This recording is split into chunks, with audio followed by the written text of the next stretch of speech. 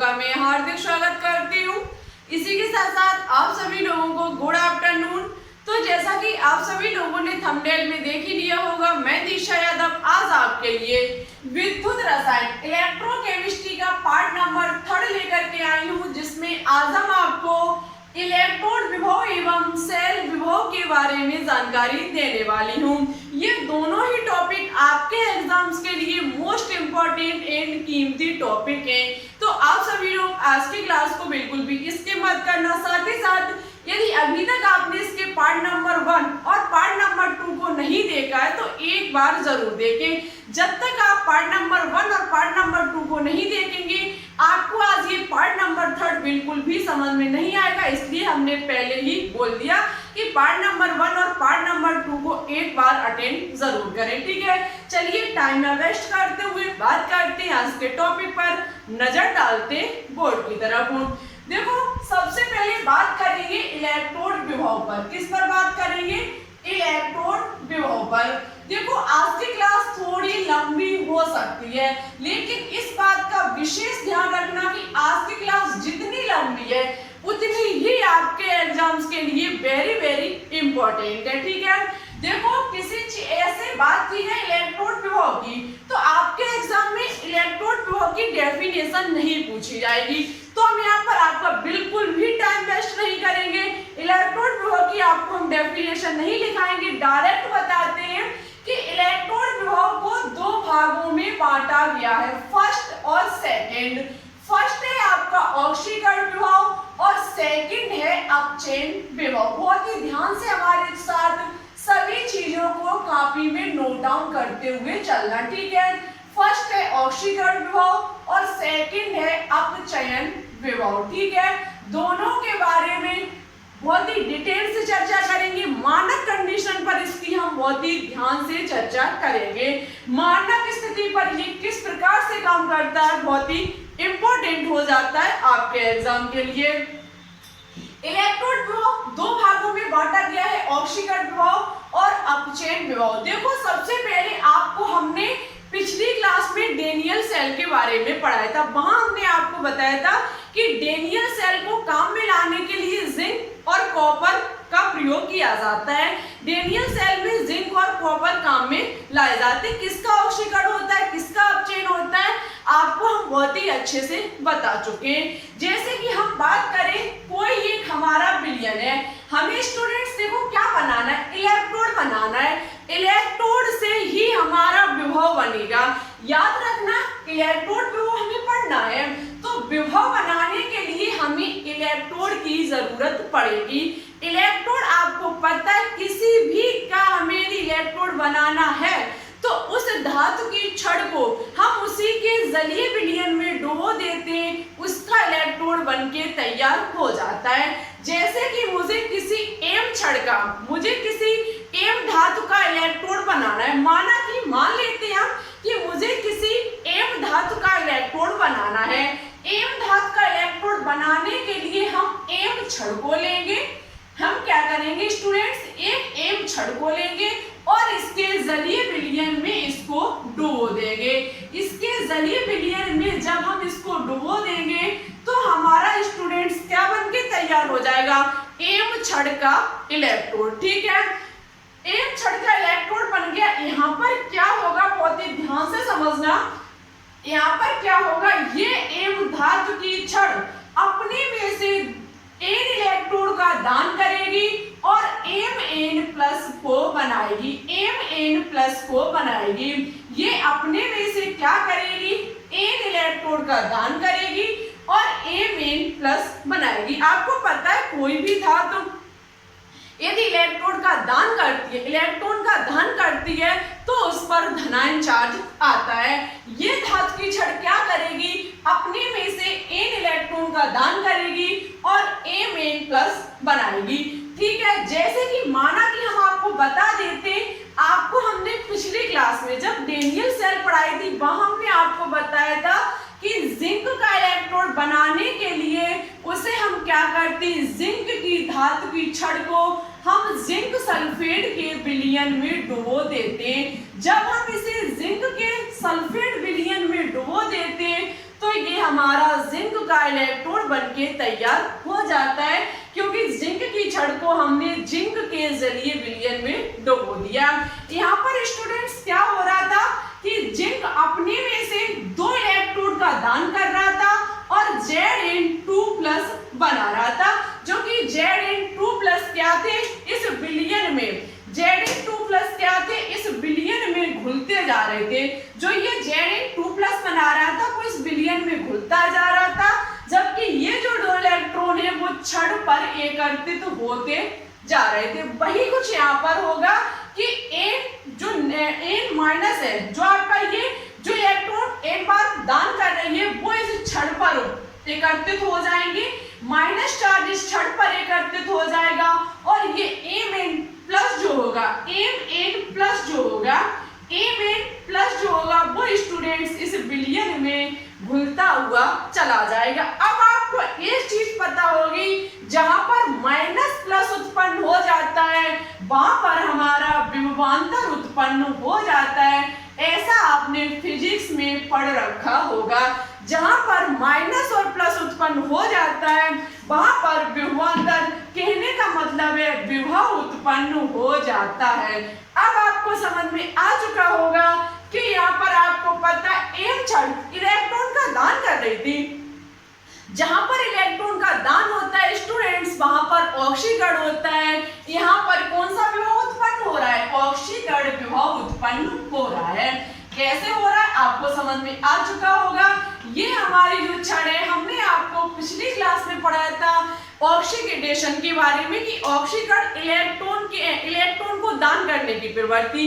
यहाँ पर हमारी छड़ इलेक्ट्रॉन का दान कर रही है, Zn बना रही है और माइनस जो है वो छड़ पर एकत्रित होता जा रहा है। ये M छड़ इलेक्ट्रॉन का इलेक्ट्रॉनों को दान कर रही है, इसमें दान करने की प्रवृत्ति है। दान करने की प्रवृत्ति ऑक्सीकरण कहलाती है और इससे उत्पन्न हो रहा है विभवांतर विभव। तो कौन सा विभव उत्पन्न होगा, ऑक्सीकरण विभव। आई होप आपको इतनी चीज समझ में आ चुकी होगी। यहाँ पर आपको कुछ भी दिक्कत हो वीडियो को पुश कीजिए, कमेंट बॉक्स में अपने डाउट को लिख दीजिए, हम आपको उसको नेक्स्ट क्लास में आंसर देने की पूरी कोशिश करूंगी। ठीक है, इतनी चीज आपको समझ में आ चुकी होगी। अब बात करेंगे अपचयन विभव पर। आपको पिछली क्लास में पढ़ रखा था अपचयन विभव। कॉपर की छड़ को जब हम कॉपर के सल्फेट विलयन में डुबोते हैं तो कॉपर का इलेक्ट्रोड बनके तैयार हो जाता है। जैसे कि यहाँ पर हम कोई छड़ लेते हैं और हम उसके जरिए विलयन में डुबो देते हैं। जब हम उसको विलयन में डुबोएंगे तो स्टूडेंट्स ये उसका क्या बन जाएगा, ये उसकी बन जाएगा इलेक्ट्रोड। जैसे कि ये हमारी कोई प्लस छड़ है, माना कि कोई ये हमारी प्लस छड़ है। हमारी बात को बहुत ही ध्यान से समझना। यहाँ पर आपको पता है CuSO4 भरा हुआ है। पिछली क्लास में हमने अपचयन बताया था, कॉपर का अपचयन हो रहा था। ठीक है, क्योंकि कॉपर कम क्रियाशील थी इसके कारण इसका यहाँ पर अपचयन हो रहा था। CuSO4 क्या करेगा, ये जो Cu2+ है इसमें Cu2+ और SO4 2-, इसमें ये Cu2+ इधर से आएंगे इलेक्ट्रोड, उसका वेलकम करने के लिए पूरी तरीके से थाली सजा करके बैठा हुआ है। ये Cu2+ इस छड़ पर जाएगा और यहाँ पर एकत्रित हो जाएगा, इलेक्ट्रोड को लेकर के वहां पर बैठ जाएगा। स्टूडेंट्स Cu2+ इस छड़ पर पहुंच जाएगा, SO4 2- इस विलयन में होगा, यहाँ पर प्लस यहाँ पर माइनस, उत्पन्न हो गया हमारा विभवांतर। क्या उत्पन्न हो गया, विभवांतर। विभवांतर उत्पन्न मीन्स एक प्रकार का हमारा विभव उत्पन्न हो गया। किसके कारण उत्पन्न हुआ, अपचयन के कारण, मीन्स हमारा अपचयन विभव होगा। ठीक है, कौन सा विभव होगा, अपचयन विभव होगा। एक बात हम फिर से समझाने की कोशिश करते हैं आपको। इलेक्ट्रोड विभव हमारे 2 प्रकार के होती है, ऑक्सीकरण विभव और अपचयन विभव। ठीक है, यहाँ पर हम सबसे पहले ऑक्सीकरण विभव की चर्चा करेंगे। तो हम क्या करेंगे, ऐसी कोई धातु की छड़ जब हम उसे किसी विलयन में डुबोएंगे तो वो उस धातु का इलेक्ट्रोड बनके तैयार हो जाएगा। माना कि हमने एक M धातु को लिया और उसके जरिए विलयन में डुबोया तो हमारी एम धातु का क्या हुआ, इलेक्ट्रोड बनके तैयार हो गया। ये जो एम है, ये एम धातु की छड़ जो है वो ऑक्सीकरण संख्या को दर्शाती है, वो ऑक्सीकरण प्रदर्शित करती है। ऑक्सीकरण इलेक्ट्रॉन दान करने की प्रवृत्ति होती है। ये अपने में से एन इलेक्ट्रॉन का दान करती है और एम एन प्लस बना लेती है, और जब ये इलेक्ट्रॉन का दान करेगी तो यहाँ पर ऑक्सीकरण होगा। ठीक है, जब स्टूडेंट्स ये एम एन प्लस बनाएगा एन इलेक्ट्रॉन को दान करके, तो ये एम एन प्लस इस विलयन में घुलता हुआ चला जाएगा, और जो स्टूडेंट्स ये एम एन इलेक्ट्रॉन जो होंगे वो इस क्षण पर एकत्रित हो जाएंगे। क्षण हमारी ऋणात्मक हो जाएगी, विलयन हमारा धनात्मक हो जाएगा। जब हमारा ऋणात्मक धनात्मक जहां पर उत्पन्न हो जाता है वहां पर हमारा विभवांतर उत्पन्न हो जाता है। विभवांतर एक प्रकार का विभव उत्पन्न हो जाता है, इसे कहा जाता है ऑक्सीकरण विभव। ठीक है, अपचयन विभव की बात की है, पिछली क्लास में हमने आपको डेनियल सेल पढ़ाई थी, वहां हमने बताया था कि कॉपर का अपचयन होता है। कॉपर की छड़ को कॉपर के विलयन में जब हम डुबो देते हैं कॉपर का इलेक्ट्रोड बन जाता है। ये कॉपर इलेक्ट्रॉन का स्वागत करने के लिए पूरी तरीके से बैठा हुआ होता है। ये कॉपर जो होगा ये अपने जलीय विलयन में से, ये सल्फेट के विलयन में से निकल करके इस छड़ पर इलेक्ट्रोड का वेलकम करेगा। किस प्रकार से, ये Cu2+ जाएगा, 2 इलेक्ट्रोड को ग्रहण करेगा और हमारा क्या बना लेगा, Cu बना के ये छड़ पर ठहर जाएगा, बैठ जाएगा। यहाँ पर पूरे विलयन में SO4 का कब्जा हो जाएगा। SO4 2- ऋणात्मक है, छड़ हमारी धनात्मक हो जाएगी। स्टूडेंट्स यहाँ पर विभवांतर उत्पन्न हो जाएगा, मीन्स हमारा अपचयन विभव होगा। इस प्रकार से अपचयन विभव और ऑक्सीकरण विभव को दर्शाया जाता है। क्वेश्चन एग्जाम में पूछा जाता है, बहुत ही अच्छे खासे क्वेश्चन इससे बनते हैं। हम आपको 500 क्वेश्चंस की सीरीज में पूरे जो भी क्वेश्चन इससे बनते हैं सभी तरह का होगा ऑक्सीकरण विभव और अपचयन विभव। देखो एक चीज और साथ ही साथ छूट गई, हम उसको भी डिस्कस कर देते हैं। यदि बात की जाए ऑक्सीकरण विभव की, यदि बात की जाए स्टूडेंट्स किसकी, ऑक्सीकरण विभव की, तो इसको जो डिनोट किया जाता है, जो व्यक्त किया जाता है वो ई ऑक्स से किया जाता है। किससे किया जाता है, ई ऑक्स से किया जाता है। जबकि बात की जाए अपचयन विभव की, जबकि बात की जाए अपचयन विभव की, तो इसे ई रेड से व्यक्त किया जाता है। देखो आप एक क्वेश्चन हमसे कर सकते हो और करने लायक भी है वो आपका क्वेश्चन कि मैम आप ये सेल पढ़ा रही हो, इससे किस प्रकार के एग्जाम में क्वेश्चंस बनेंगे।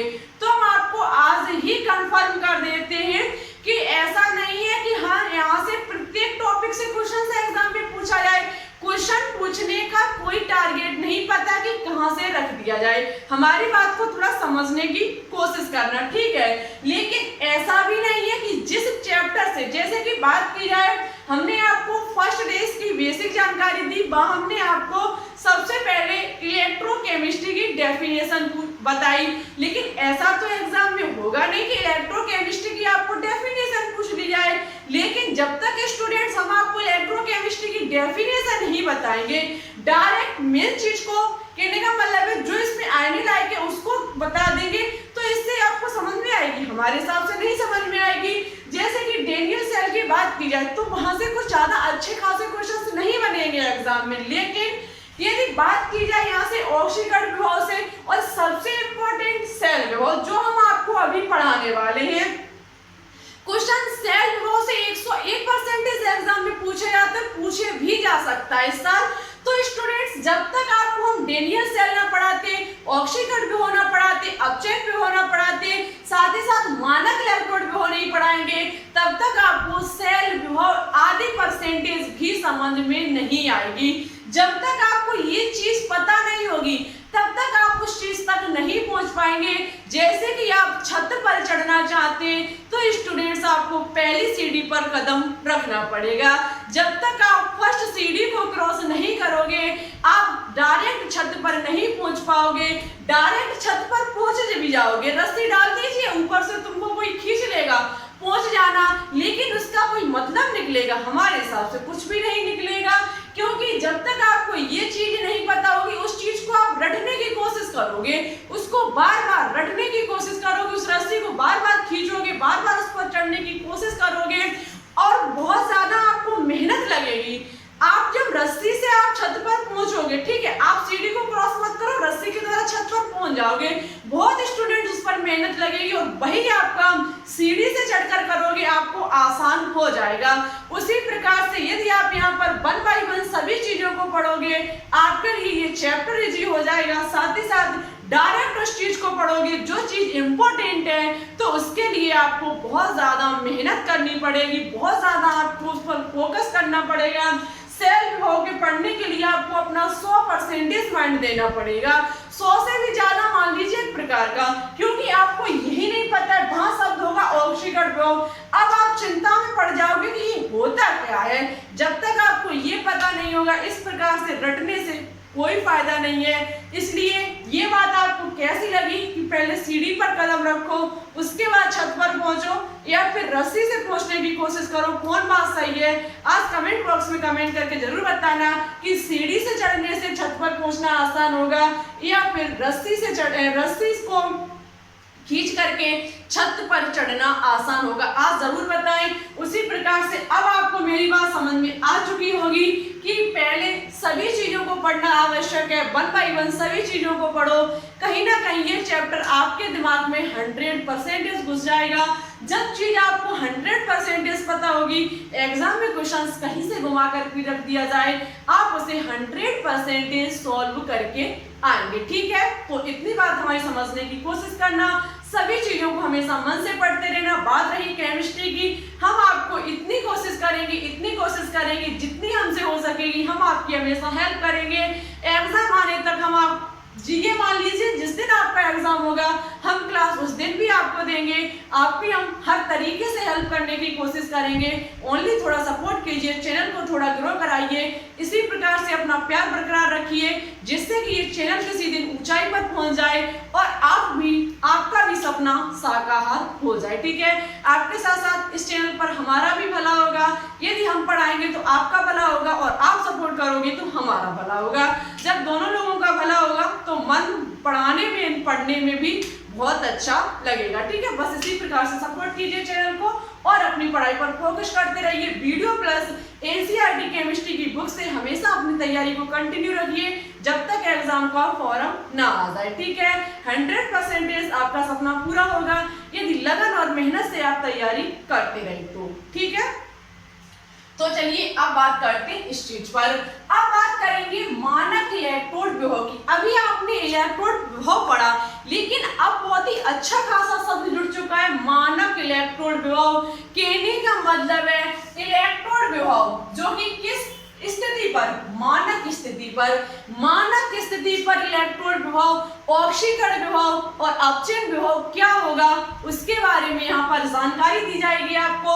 जैसे कि यदि अर्धशैल अभिक्रिया में प्रयुक्त सभी आयनों की सांद्रता इकाई तापमान 25 डिग्री सेल्सियस दाब मानक वायुमंडलीय दाब हो तो इलेक्ट्रोड का विभव कहलाता है। इसे E0 से प्रदर्शित किया जाता है। डेफिनेशन पर हम ज्यादा कुछ ना कहते हुए बस इतना ही समझना कि सांद्रता जो होनी चाहिए वो कहने का मतलब है अर्धशैल में प्रयुक्त सभी आयनों की सांद्रता समान हो। साथ ही साथ तापमान जो होना चाहिए वो 25 डिग्री सेल्सियस, मीन्स मानक हमारा जो आपका तापमान होना चाहिए वो कहने का मतलब है कि कह सकते हैं मानक होना चाहिए। उस चीज को कहने का मतलब है कि जो आपका तापमान होना चाहिए वो निश्चित क्लियर होना चाहिए। ठीक है, तापमान जो होना चाहिए वो नियत होना चाहिए, स्थिर होना चाहिए। ये पॉइंट कह रहा है जैसे कि 25 डिग्री सेल्सियस कमरे का तापमान होता है, आपको पता है। साथ ही साथ 298 केल्विन भी हम ले सकते हैं इसकी जगह, या फिर दाब जो होना चाहिए वो 1 वायुमंडलीय दाब होना चाहिए, 1 एटमॉस्फेयर दाब होना चाहिए, प्रेशर होना चाहिए या फिर 1 बार होना चाहिए। इसकी स्थिति पर जो हमारा विभव निकल के आएगा, देखो 1 वायुमंडलीय दाब, 25 डिग्री सेल्सियस तापमान, सांद्रता समान पर जो हमारा इलेक्ट्रोड विभव निकल के आएगा वो हमारा मानक इलेक्ट्रोड विभव कहा जाएगा। सबसे पहले हम बात करेंगे मानक ऑक्सीकरण विभव की। सबसे पहले हम बात करेंगे मानक ऑक्सीकरण विभव की। अभी तक आपने पढ़ रखा है कि जब हम क्या करते हैं, जिंक के जड़ी क्षण को जिंक के सल्फेट के विलयन में डुबोते हैं, तो ये जिंक जो होता है वो अपने में से 2 इलेक्ट्रॉन को दान करके Zn2+ बनाता है। ये हमारा स्टूडेंट्स क्या कहलाता है, EOX कहलाता है। ठीक है, ये EOX हमारा क्या है, ऑक्सीकरण विभव। क्या है, ऑक्सीकरण विभव। बस यदि बात की जाए मानक ऑक्सीकरण विभव की, यदि बात की जाए मानक ऑक्सीकरण विभव की, तो कुछ भी नहीं करना है, ओनली E0 जोड़ देना है। ई जो अकेला था नोट जोड़ दीजिए, आपका मानक ऑक्सीकरण विभव कहलाया जाएगा।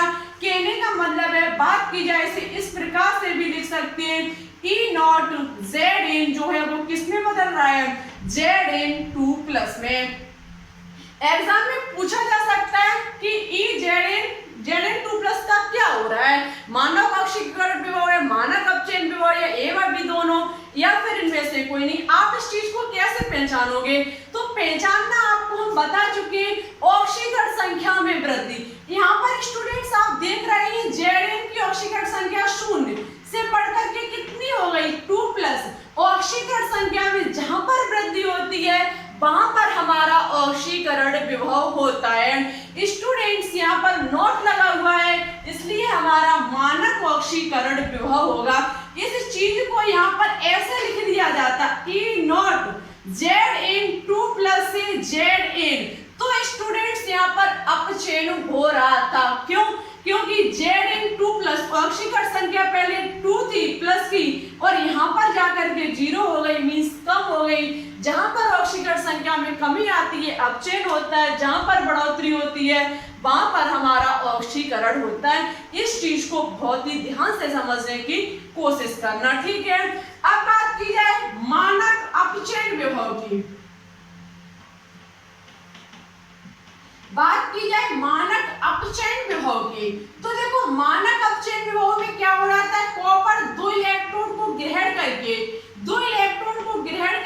Cu सॉलिड में चेंज हो रहा था, Cu को बना रहा था। ये हमारा जो होगा वो E-रेड होगा। क्या होगा, E-रेड। लेकिन मानक शब्द लगा हुआ है तो E0 रेड हो जाएगा। ठीक है, बस इतना ही परिवर्तन होगा। इस चीज को हम ECU से ECU2+ Cu भी लिख सकते हैं। ठीक है, बात एक ही है। इस प्रकार से हमारा मानक ऑक्सीकरण विभव और हम मानक अपचयन विभव को दर्शाते हैं। साथ ही साथ यदि बात की जाए सेल विभव की, अब चर्चा की जाएगी सेल विभव की। मोटी मोटी बात, सबसे इंपॉर्टेंट बात लिख लेना कापी में, आज ही नोट डाउन कर लेना, माइंड में फिट कर लेना। सबसे इंपॉर्टेंट इस टॉपिक की जो चीज है वो है स्टूडेंट्स सेल विभव। सेल विभव पिछली क्लास में आपको पता है अर्धअपक्रिया, इधर जो हो रहा था वो हमारा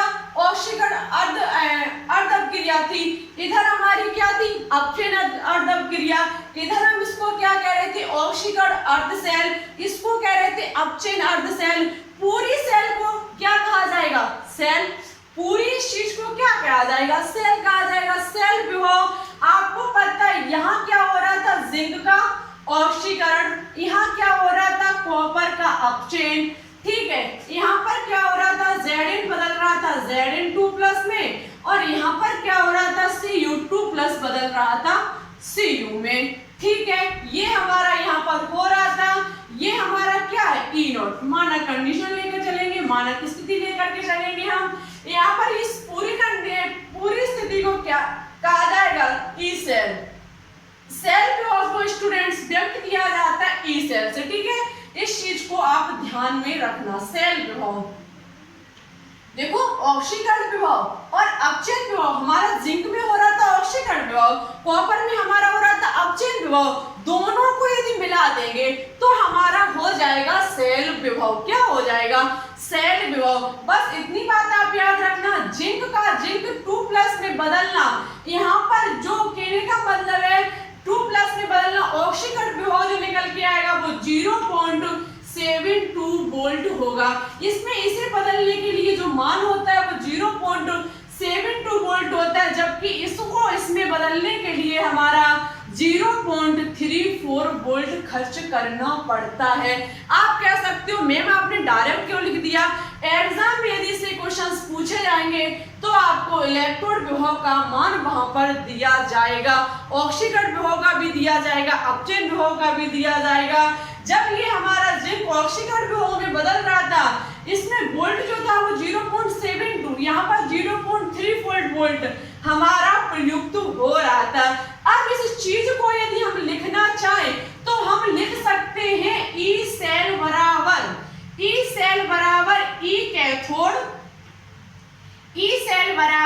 कैथोड माइनस की ई एनोड। इस चीज को हम ये लिख सकते हैं लेकिन मानक लेकर के, ठीक है, नोट लगा करके E naught cell E cathode minus के ई एनोड, क्योंकि इधर साइड हमारा कैथोड सिरा है, इधर साइड हमारा एनोड सिरा है, ठीक है। दोनों को हम जब मिला देंगे तब हमारा ई सेल बनके तैयार होगा, ठीक है, लेकिन माइनस चिन्ह लिया जाएगा। एक बात का विशेष ध्यान रखना, चाहे कैथोड सिरा हो चाहे एनोड सिरा हो, दोनों तरफ जो होगा वो हमारा अपचयन होगा। बहुत ही अच्छी पॉइंट, सबसे बिंदास पॉइंट दिल में छिपा करके रखना कि दोनों तरफ जो होगा वो अपचयन ही होगा।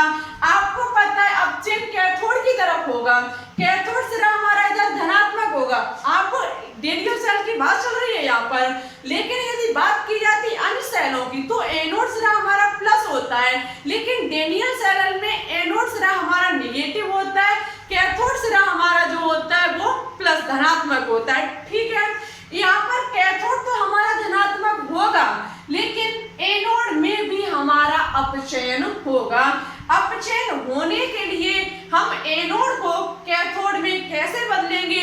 एनोड पर तो हमारा ऑक्सीकरण हो रहा होगा, हम ऑक्सीकरण विभव को अपचयन विभव में कैसे बदलेंगे? चलिए कुछ पॉइंट के माध्यम से हम डिस्कस करते हैं, आपको समझाने की कोशिश करते हैं, समझने की कोशिश करना स्टूडेंट्स। जैसे कि बात की जाए जिंक हमारा जो था वो बदल रहा था Zn2+ में 2 इलेक्ट्रॉन को दान करके। कितने इलेक्ट्रॉन को दान करके? 2 इलेक्ट्रॉन को दान करके। यदि इस रिएक्शन को उल्टा कर दिया जाए, यहाँ पर हो रहा है ऑक्सीकरण विभव, यहाँ पर जो हो रहा है वो क्या हो रहा है? E नॉट Zn2+ ऑक्सीकरण विभव हो रहा है, ठीक है, जिसका जो वोल्ट है वो कितना है? 0.76 वोल्ट, ठीक है। ये हमारा ऑक्सीकरण विभव Zn2+ में बदल रहा है, ऑक्सीकरण संख्या में बढ़ोतरी हो रही है, कहने का मतलब है ऑक्सीकरण संख्या में वृद्धि हो रही है। Zn में 0 थी, Zn2+ बन गई, हमने समझ लिया ऑक्सीकरण विभव है। लेकिन इस चीज को हम यदि उल्टा कर दें, जैसे कि हम करते हैं Zn2+ प्लस के 2 इलेक्ट्रॉन माइनस, तो हमारा क्या बचेगा? Zinc Zn। इसका ठीक विपरीत हमारा क्या हो जाएगा? E not red. यहाँ पर अपचयन विभव होना शुरू हो जाएगा, मींस हमारा Zn2+ किसमें बदल रहा है? Zn में। किसमें बदल रहा है? Zn2+ Zn में बदल रहा है। यहाँ पर ऑक्सीकरण संख्या प्लस की 2, यहाँ पर 0, ऑक्सीकरण संख्या में कमी आई, मींस हमारा अपचयन विभव होगा, जिसका मान जो होगा वो कितना हो जाएगा? ऋणात्मक 0.76 वोल्ट। इस प्रकार से हम पहले क्या करेंगे? यदि ऑक्सीकरण विभव हमें दे दिया जाए क्वेश्चन में तो हम उसे अपचयन विभव में बदल करके ई सेल का मान निकालेंगे। ई सेल का मान कैसे निकालेंगे? ई सेल बराबर हमारा हो जाएगा ई कैथोड की तरफ हमारा कॉपर जो कि अपचयन हो रहा है, इसका देख लीजिए Cu2+ Cu में बदल रहा है, ऑक्सीकरण संख्या पहले प्लस की 2 फिर 0 हो गई, मींस ऑक्सीकरण संख्या में कमी हुई। इसकी जो वोल्ट है वो कितना है? 0.34, उसके बाद माइनस, उसके बाद हमारा अपचयन विभव देख लीजिए, एनोड की तरफ भी अपचयन होगा। बेशक एनोड की तरफ ऑक्सीकरण हो रहा है, लेकिन स्टूडेंट्स हमने इसे किस में बदल दिया है? अपचयन विभव में। अपचयन विभव में इसका मान माइनस की 0.76 निकल के आएगा। दोनों की बात की जाए तो 1.1 वोल्ट विभवांतर उत्पन्न हो जाएगा। कितना? 1.1 वोल्ट। इस प्रकार से पूरी सेल विभव में वोल्ट उत्पन्न होगा, पूरी सेल विभव में जो विभवांतर उत्पन्न होगा वो 1.1 वोल्ट का होगा। इस प्रकार से किसी सेल के विभवांतर को ज्ञात किया जाता है। चलिए एक एग्जांपल के माध्यम से और हम आपको समझाने की कोशिश करते हैं। ये चैप्टर बहुत सारे स्टूडेंट्स के लिए डिफिकल्ट हो सकता है, लेकिन समझने की कोशिश करो तो इजी होगा। अभी तक आपको समझ में नहीं आया होगा, सबसे इम्पोर्टेंट एग्जाम में ई सेल ही पूछा जाता है। ई सेल जैसे कि आपको एग्जाम में दे दिया जाएगा Ni बदल रहा है Ni2+ में, ठीक है, ये हमारी कोई सेल है, और दूसरी तरफ Ag+ जो है वो बदल रहा है Ag में। किसमें बदल रहा है? Ag में। Ni से Ni2+ ऑक्सीकरण, Ag+ से Ag अपचयन विभव हो रहा है, अपचयन हो रहा है यहाँ पर इसका। यदि एग्जाम में आपको दे दिया जाए E0 Ni2+ Ni का मान जो है वो स्टूडेंट्स 0.25 वोल्ट दे दिया जाए, साथ ही साथ आपको E0 Ag+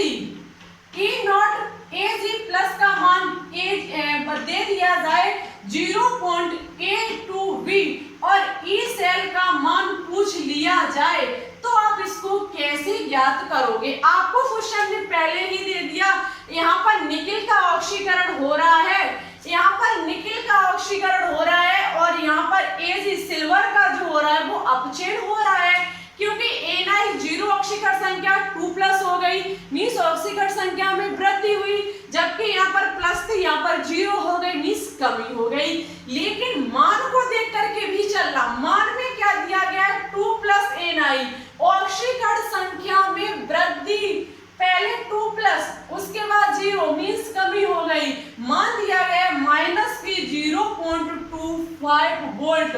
उसके बाद Ag+ यहाँ पर भी अधिक से कम हो रहा है 0.82 वोल्ट। हमें ई सेल बराबर E0 सेल बराबर फॉर्मूला लगाना है। ई कैथोड, कैथोड कौन है हमारा? अपचयन किधर साइड हो रहा है? सिल्वर हमारा अपचयन कर रहा है, तो हम सबसे पहले, अब अपचयन में भी ये भी बदल गया, लेकिन पहले हमें अपचयन पता होना चाहिए कि सबसे पहले कर कौन रहा है और हमने बदला किसको है। अपचयन हमारा ये कर रहा है, मान हमारा निकल के आएगा कितना? 0.82 प्लस, उसके बाद सॉरी माइनस का मान हमें दिया गया है 0.25। यदि ना दिया गया हो तो हम माइनस में कन्वर्ट कर लेंगे उसको। उसके बाद यदि इसका ई सेल का मान ज्ञात किया जाए तो स्टूडेंट्स यहाँ पर 1.05 वोल्ट निकल के आएगा। ये यहाँ पर निकिल और सिल्वर की पूरी सेल जो बनी हुई है उसके बीच विभवांतर जो निकल रहा है वो 1.05 वोल्ट निकल के आ रहे हैं। अब आपके लिए एक क्वेश्चन होमवर्क में है, बहुत ही इंपॉर्टेंट एंड शानदार क्वेश्चन। यदि आपने इसका आंसर मुझे दे लिया, हम समझ जाएंगे कि आपको सेल विभव समझ में आ गया है। क्वेश्चन है Zn से बन रहा है Zn2+, ठीक है। उसके बाद Pb2+ बदल रहा है Pb में, ठीक है। और यहाँ पर Zn, यहाँ पर जो मान दिया गया है E0 Zn2+ का जो मान है वो 1.76 वोल्ट है, जबकि यहाँ पर E0 Pb का जो मान है वो बदल रहा है Pb2+। यहाँ पर इसका मान जो है वो 0.13 वोल्ट है, 0.13 वोल्ट है। आपको यहाँ से E0 सेल का मान ज्ञात करके कमेंट बॉक्स में कमेंट करके बताना होगा। दोनों मान को बहुत ही ध्यान से देखना, बहुत ही ध्यान से समझना, किसमें ऑक्सीकरण विभव हो रहा है, किसमें अपचयन हो रहा है। जिसमें ऑक्सीकरण हो रहा है उसे अपचयन में बदलें और इस क्वेश्चंस को ज्ञात करने की कोशिश करें। समझ में ना आया हो तो कमेंट बॉक्स में कमेंट करके बता दें, हम आपको नेक्स्ट क्लास में समझाने की पूरी कोशिश करेंगे। इसका आंसर कमेंट बॉक्स में कमेंट करके जरूर ही दें। जितने स्टूडेंट्स इस क्लास को देख रहे हैं सभी स्टूडेंट्स कृपया करके इस क्वेश्चन का आंसर कमेंट बॉक्स में दें, क्योंकि बहुत सारे स्टूडेंट्स क्लास को देखते हैं लेकिन आंसर बहुत कम लोग देखते हैं। बात की जाए पिछली क्लास की, पिछली क्लास में हमने कुछ क्वेश्चन होमवर्क में दिए थे, उसका जो आंसर दिया है वो दिया है अनुराधा मौर्य। ओनली एक स्टूडेंट्स ने आंसर दिया, अन्य किसी भी गलत बात है, यदि आप इसी प्रकार से तैयारी करोगे तो आपका सिलेक्शन नहीं होगा। सबसे पहले अनुराधा मौर्य को हमारी तरफ से ऑल द बेस्ट, आपका सिलेक्शन जरूर होगा। आप ऐसे ही लगातार अपनी स्टडी को कंटिन्यू रखें, तैयारी हमेशा करते रहें, माँ सरस्वती का आशीर्वाद रहा तो आपका सिलेक्शन जरूर होगा। ठीक है, इसका आंसर कमेंट बॉक्स में जरूर दें। जहां पर भी समझ में ना आया हो आप कमेंट बॉक्स में जरूर लिखें, हम आपको नेक्स्ट क्लास में समझाने की पूरी कोशिश करेंगे। वीडियो अच्छी लगे तो लाइक एंड दोस्तों के साथ शेयर करना बिल्कुल भी ना भूलें। चैनल को थोड़ा सपोर्ट कीजिए, थोड़ा प्यार दिखाइए और ग्रो कराने की कोशिश कीजिए। 1 के सब्सक्राइबर को जल्द से जल्द कंप्लीट कर दीजिए, जिससे कि आपकी लाइव क्लास चलनी स्टार्ट हो जाए। हमारे चैनल पर न्यू हो तो प्लीज इसे सब्सक्राइब करके बेल आइकन को प्रेस ऑल पर क्लिक कर ले, जिससे हमारी अन्य आने वाली वीडियो के नोटिफिकेशन आपके पास सबसे पहले पहुंच सके। चलिए चलते हैं, ज्यादा कुछ ना कहते हुए अपनी पढ़ाई को आराम से कीजिए। अभी आपके पास कुछ ज्यादा समय नहीं है, आपका एग्जाम अक्टूबर में इसका हो सकता है, तो अपनी सीपी नेट की तैयारी अच्छे से कीजिए। ठीक है, हम आपकी इसी प्रकार से हेल्प करते रहेंगे। और फिलहाल बता देते हैं कि आज आपको इवनिंग में ऑर्गेनिक केमिस्ट्री भी मिल सकती है। ठीक है, हम 100% तो नहीं कह सकते, लेकिन आज इवनिंग में पूरी कोशिश करेंगे कि वीडियो बना के ऑर्गेनिक केमिस्ट्री की दी जाए। आज से स्टार्ट कर देंगे, फिर रेगुलर चलेगी। जिस दिन स्टार्ट कर देंगे उस दिन से रेगुलर हम आपको देंगे ऑर्गेनिक केमिस्ट्री। तो आज कोशिश रहेगी हमारी कि शाम को ऑर्गेनिक केमिस्ट्री आपको दी जाए 8 बजे की समथिंग। चलिए चलते हैं, अब टाइम ना वेस्ट करते हुए। Thanks for watching this video. जय हिंद, जय भारत, ऑल द बेस्ट।